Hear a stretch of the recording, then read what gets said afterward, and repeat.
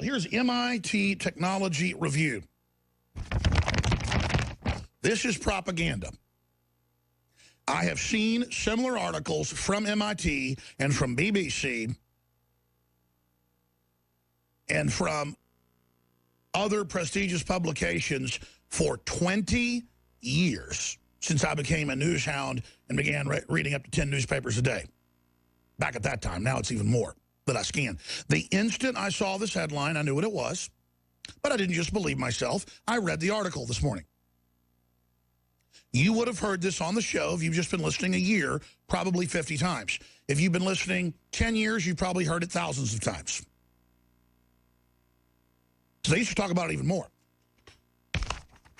All the rest of what we look at is window dressing. Human-animal chimeras are gestating on U.S. research farms. And then I knew what the next line would be.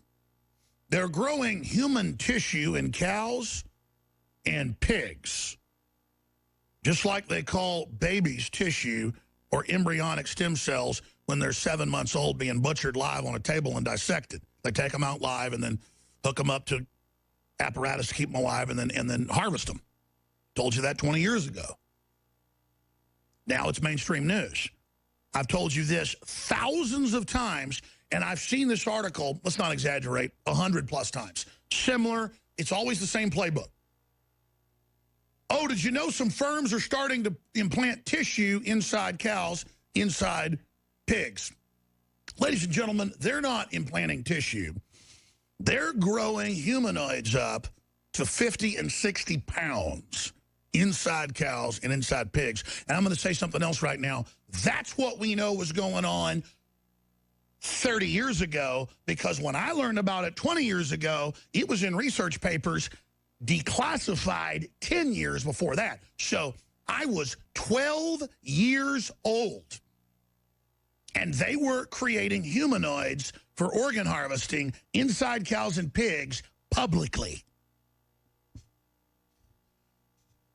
And I come on air and tell people this without showing an article, and we always get emails or comments going, there's that crazy nut. I've seen national news stories saying, he thinks they're growing humans and cows. Or he thinks they're trying to make the fish gay.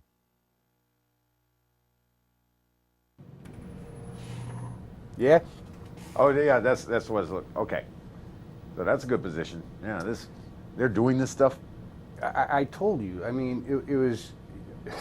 Did you think I was joking when I said... No. And what still sounds even... Because what I told you is even stranger. It's not just that they're growing these humanoid things. They actually have cows with like refrigerator doors built into them, so you can open it up and take a look at the fetus and the organs that are growing in there inside. Hmm.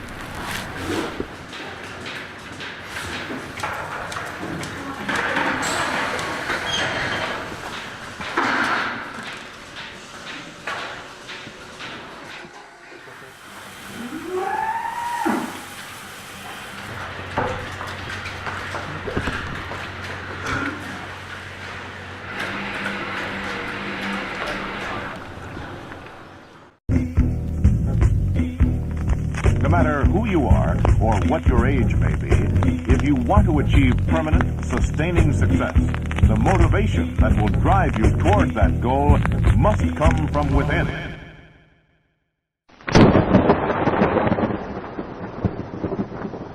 The 10-year-old Jersey Cross. I know. So the reason why she has this fistula in, it was put in 2002. And it's so we can take rumen samples from her. So cows and other ruminants, such as sheep, goats, llamas, alpacas, they have what's called a ruminant digestive tract, and it has 4 chambers to their stomach, the first of which is the rumen. And the rumen has all the bugs and bacteria, the good bugs, that are needed to digest the hay and other material that they eat, which we can't digest. So what happens is we get sick ruminants in our hospital who haven't been eating for a couple of days, and all of their bugs in their rumen die, and their digestive tract basically shuts down. So without all of those bugs, they can't digest any of their food. Even if they eat, it's not going to really get digested too well. So what we use Portia for, we take off the cover to her fistula. So normally it's covered and sealed nice and well. We take that off, and we can get rumen samples from her, which have all the bugs that are necessary to keep the other sick animals' digestive tracts going. So we reach in nice and deep here so you can get a good sample. Down towards the bottom is more fluid than the top. The top is more of the fibrous material because it floats. So if you reach in and grab some, see all the juices coming out here? And we take this bucket and strainer here, and we squeeze off all of the juices through the strainer and into the bucket. So normally you want to fill up about half a bucket or a bucket depending upon the animal that you're doing this with. The actual process is called a transfaunation. We're taking the fauna from her stomach and putting it into another animal's stomach. So we take the juices that we get, which are in the bottom of this bucket, and we take this feeding tube here, and we go into the hospital, and we pass the feeding tube into the sick animal along with the juices and maybe some alfalfa pellets to sort of jumpstart their digestive tract and give them all the bugs that have died in their stomach to get their digestive tract going again. Portia has had this fistula in since 2002. It was done as a standing surgery, local anesthetic, some antibiotics, some pain medication. The scar tissue forms around it. There's really no nerve endings in it or anything like that, so she doesn't feel the fistula in her. It doesn't make her sick. It's not going to change her life expectancy. It doesn't really need any maintenance. The only thing that we do is sort of clean off the stuff that seeps out the bottom. And what sci-fi do you relate that to? What, Dr. Zhivago, Island of Dr. Moreau? I didn't think that human beings were capable of such things. This is a sort of way the hell far out there sci-fi stuff that honestly you'd have to go back to the serial sci-fi of like the 30s. You know, back when they'd have like a main feature, and then you'd have short subjects, and at the end you have the trailers. Well, they always had some sort of a serial, usually a Western or some sci-fi, and a lot of times they'd have 2 or 3 different serials in your matinee ticket, right?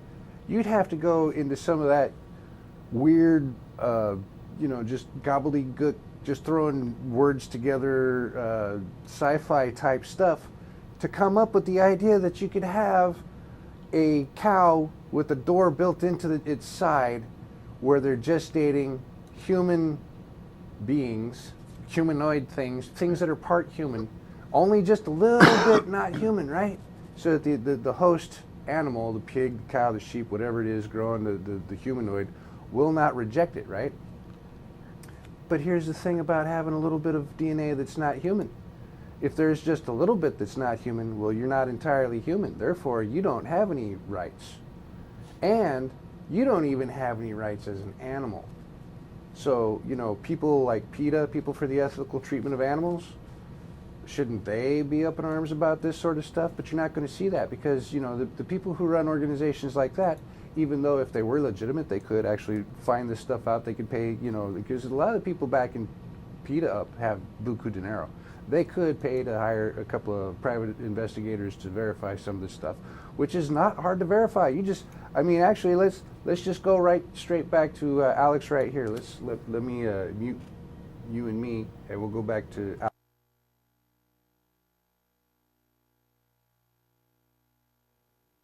What do you like, fish sticks? In my fish tank, Kanye West, South Park? This isn't South Park, folks. They've had thousands of articles. Thousands. Sometimes thousands a year for a decade making fun of me about the chemicals in the water causing males to become female and females to become hyper-female. By the way, making women get cancer at accelerated rates. Lowering male fertility and how it's making the fish and amphibians bisexual, and they make a big joke because they don't want people to be serious and look into this. They want to go, ha ha, he says they're messing with your sexuality, ha ha. Then I show Pentagon documents. They don't want that. So we've got all this other huge news and all these important things happening. It's a big show today. Donald Trump leading in 3 big national polls, trouncing Hillary Clinton, 20% of Democrats coming over to him, devastating victory. I think he's for real. I think they may try to kill him. We have his shadow campaign head.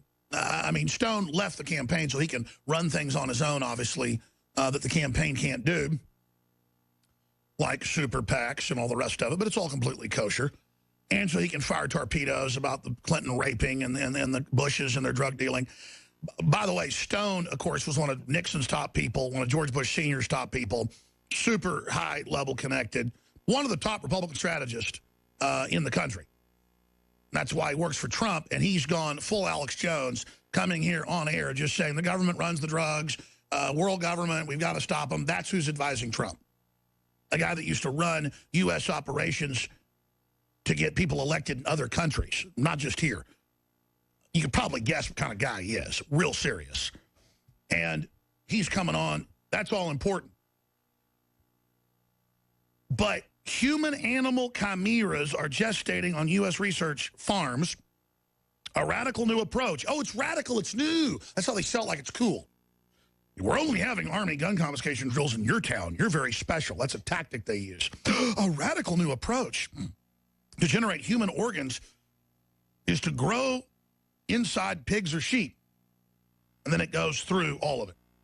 But don't worry, it's tissue. No, it's not. They've been unsuccessful just growing them in there. And basically, they're humans without heads. Because that even freaks the researchers out too much, so they can kind of grow them like they want. And you can argue, well, it's just a person, I want those organs. But they've had to make the humans, the humanoids, part cow, part sheep, or part pig to implant them. So, again, MIT, here it is. We're not making it up. I know we can make gay fish jokes and stuff, but if you like dying of cancer, just keep laughing.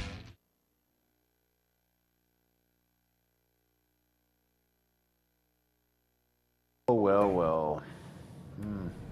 So, crazy? Was that Very insane? much so. Yeah. Very much so. Like I was saying earlier, forget about teaching people to eat right for their type. I mean, that's all nonsense, you know. It's like, hey, if one of your organs fail, get another one. Just have enough money to pay for that new one. And of course, by us growing them in the pigs and cows, we're trying to make it cheap for you. So stay tuned. We will have your organ for you. So if you're a cigarette smoker, hey, hell, keep smoking those cigarettes. Who gives a fuck? And if you like McDonald's, who gives a fuck? Keep eating your McDonald's. Keep eating it. Everything's healthy. Sugar is healthy, and it does not cause cavities. Let's see. Soda pop. Very healthy stuff. And try to avoid the what's it called? The diet sodas, the sugar-free. No, you need sugar. Sugar is a very major component in your life. You got to make sure you have lots of that. So, and yes, I am a doctor, and this is medical advice. Yes. Well, I get my credentials on the third Tuesday this week. So I'll be getting my credentials. Remember, the third Tuesday this week. Actually, today is Wednesday, so. Wow. I know. It just shows how delusional I am, aren't I? Or am I just a good comedian? Or trying to be? You know, what's strange is I just found that one clip we had earlier that was so easy to find. Oh, you'll find it. Look through your history. No. That was before the computer Oh, did before its the update. Gotcha. Yes. Hang on a second. There's got to be some keywords you can get. Well, I'm going to do a search within there. All right. Sex ed. So you're doing the sex ed, right? Yeah. Okay. That whole thing with the strap on. I mean, Yeah. that's. Yeah. Please. Thank you. Thank you. Thank you. Thank you. Oh. Sex ed. Lincoln. Huh.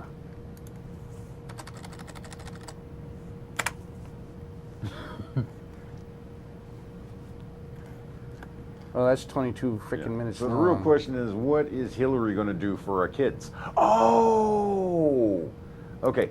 Now, neighbor, you know who I'm talking about, right? Neighbor?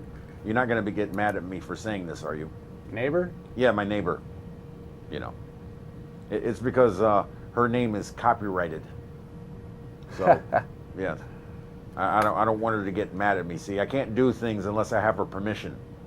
So therefore, I'm saying it on cam. You know, just revealing as much information as I can, and that's pretty much the truth of the matter. But the point is that I hope you don't get mad about me talking about Hillary. Now, why is it that she has so much interest for children? Is it for them to grow, for them to be as much as they can be? Or is it true that Hillary is, no, never mind. Yeah. You mean, is she just like Janet Reno?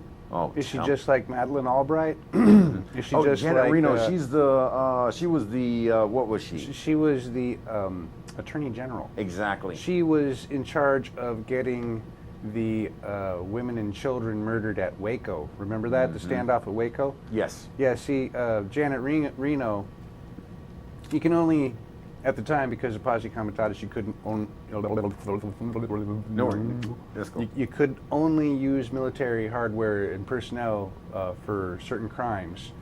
And when drugs was floated out there as an excuse to go get the the hardware, that's what Janet Reno said. All of a sudden, we expect that they have drugs,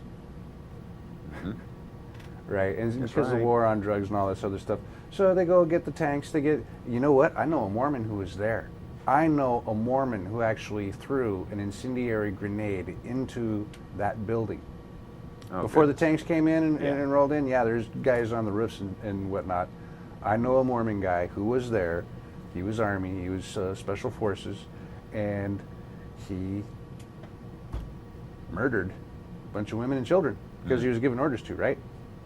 Now, you might think that's all terrible, and it is. It's really terrible, right? But see, everybody who's ever been to Vietnam, matter of fact, anybody who's ever been to war can tell you, it's not so cut and dried whether or not you're going to commit an atrocity. Whether you're the kind of person who would do it on your own, there's so many pressures out there. Your love for your the guys in your unit, for starters, man. You see something bad happen to one of them, that could put you over the edge where you commit an atrocity, right? But there are lots of guys who have done that and come back, and they are terribly repentant. There are a lot of guys, matter of fact, there's an outfit that goes to Vietnam every year, just Vietnam vets, because they feel so bad about, how Vietnam went down, that they just go there every year. They feed orphans, they build houses, stuff like that. And now why was I bringing this up?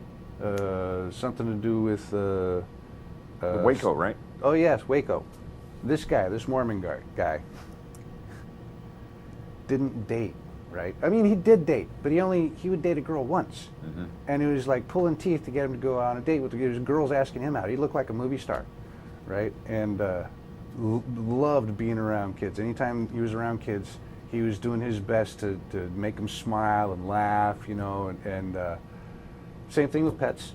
But I don't think the guy trusted himself to be a husband and father. I think he felt so bad about what he did that he just couldn't function romantically, at least not, by the time that I met him. And I met him I want to say in 98 Okay. or 99. Mm-hmm.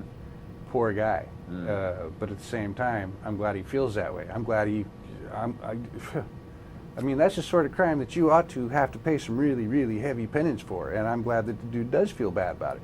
You know, I'm glad that the guys who go to Vietnam and do all this good stuff, I'm glad they felt bad about the stuff that they did in Vietnam. You should. I mean, because until you recognize that what you did was bad, until you feel bad enough to do something about it, you're not going to change how you do things, right?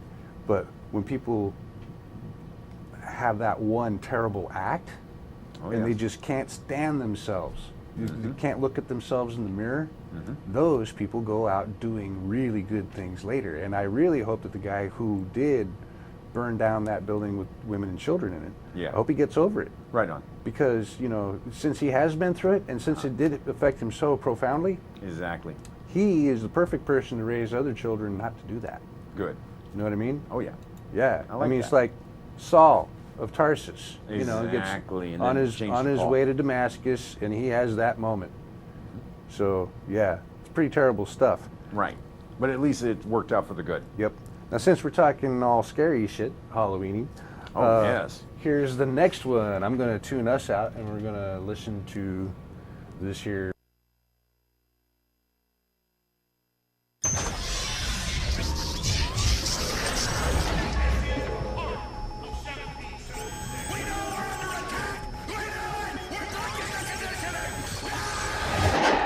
Just when you think things couldn't get more ridiculous, a group of second graders was given a goodie bag filled with condoms and lubricant.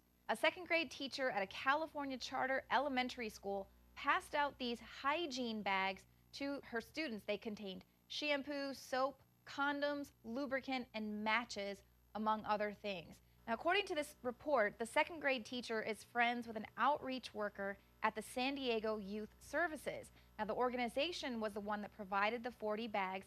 They gave them to these elementary students, but the organization's CEO said that the bags were meant to help the homeless and high-risk youth. And he also said that the teacher who gave away these bags probably wasn't aware of the safer sex items contained within. So what is the issue here? Is the teacher taking these students to the homeless shelter and they're taking a tour and then they get these goodie bags at the end? No telling. Right now the school is on spring break, so the investigation will continue. But this is very similar to what we heard with the Chicago Public School when they told parents that they didn't mean to include those graphic slides teaching safe anal sex to 5th graders. Those slides were apparently put in there mistakenly, although this outrageous sexual education curriculum is actually in alignment with a United Nations report that came out in 2009. They were suggesting that it was essential for young people to learn about this type of education. Now, this report recommends that children as young as 5 receive mandatory sexual education that would teach these kids about masturbation. So these are kids as young as 5 years old. Under this plan, by the time kids are 12, they'll learn all about the reasons for abortion, but they'll already have learned for the past 3 years about how safe and effective abortions are. The United Nations says that these lessons will help kids develop a more complex understanding of sexual behavior as they grow into adults. Of course, it's going to be a more complex understanding. You're teaching 10-year-olds about anal sex. Why is the United Nations so obsessed with our children's genitalia? Obviously, this is part of a larger UN agenda to discredit the family as an institution and drive children towards the state for all of their answers rather than their parents. And this was actually confirmed by former abortion clinic director Carol Everett. She said agencies like Planned Parenthood teach sexual education to young children in order to sexualize them at an early age, and this, of course, ensures a steady stream of new clientele in the abortion clinics. I want you to think of this as a business. People don't think of it as a business, but they have to expand their market. And who is their market? It's the woman who's having an abortion. And so who is the longest-term customer for an abortion clinic? It's a woman early in her teens who is going to continue using abortion as a method of birth control throughout her childbearing years. So they go into the schools. Our goal was 3 to 5 abortions between the ages of 13 and 18. But you cannot just go to these kids when they're 12 and say, I want you to start getting pregnant. So what we did was we worked to create our market by breaking down the natural modesty, separating the children from their parents and their values, and becoming a sexpert in their lives. My commission was $25. My goal was 40,000 abortions a year so I could be a millionaire. Wow. The last month I was there, we did 545. My income was $13,625.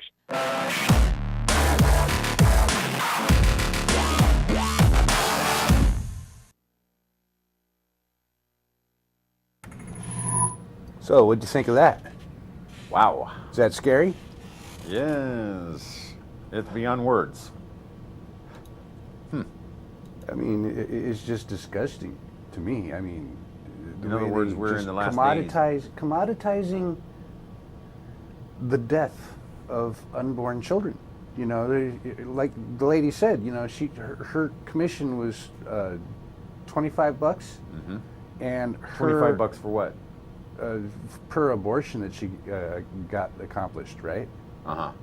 Yeah, and her goal was 40,000 years so that she could be a millionaire. Uh-huh. 40,000 times 25. Is a million. True. Uh-huh.